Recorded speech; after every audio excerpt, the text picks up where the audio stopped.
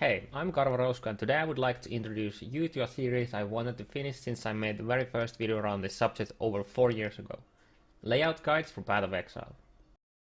The main purpose of the series is to delve deep in each area and their different layouts of PoE's main storylines areas that are important in progression through the acts. To be a bit more specific, the guides aim to help you get past the zones as quickly as possible by showing and teaching you to recognize specific clues and or patterns in them that give hints of the whereabouts of the exits, quest objectives or side zones. So whether you're tired of running to massive dead ends, annoyed of vague guidelines for some areas not working all the time, or maybe you're an aspiring racer who wants to start min-maxing their pathing through the zones to save up valuable minutes on their runs, or just interested in whatever other reason, this series should be useful for you.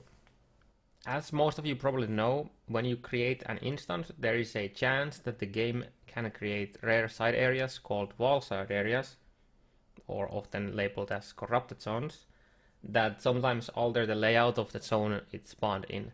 These areas start to spawn after you kill Brutus in Act 1, so from starting in Prisoner's Gate. Due to the rarity of spawning corrupted zones naturally, to get enough data to provide really thorough guides, I have to ask you for some help.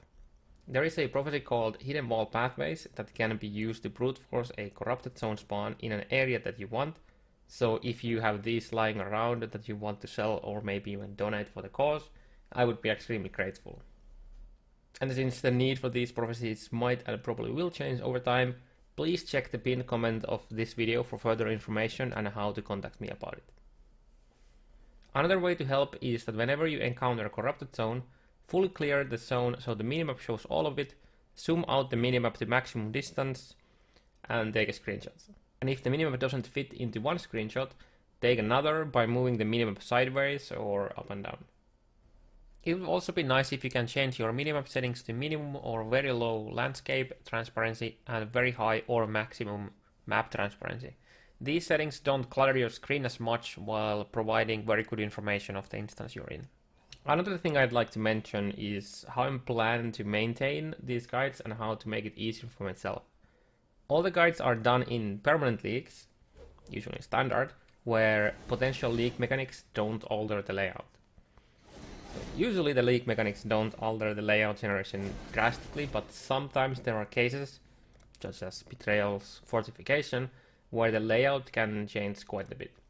For that reason, I will have a pinned message in each video's comment section with more information regarding that. It could be a small video showcasing the difference or just a comment how it doesn't matter much. If these leak mechanics roll to the core game and keep altering the layout generation, I'll try to update the guide itself. Now, to not waste your time any time further, let's go and take a look at our first layout, the Twilight Strand. Twilight Strand is the area that you will start your journey in Path of Exile, and it has very little variance to its layout. In total, there are 3 different layout types, and there isn't too much advantage you can gain by running them efficiently. However, if you do, you can save up to a few seconds in some of them. I call the different layouts right, top,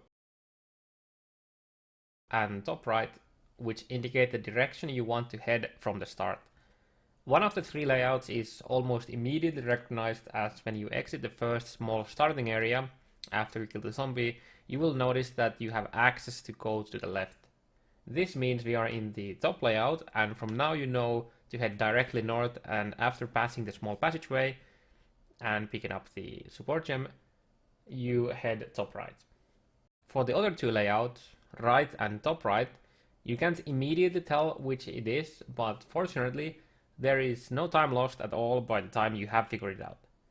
After the first zombie, you turn slightly top while going right, and by recognizing the water line, you know if you should keep heading straight right or turning more up. And after the halfway passage, you turn top right again, just like in the top layout.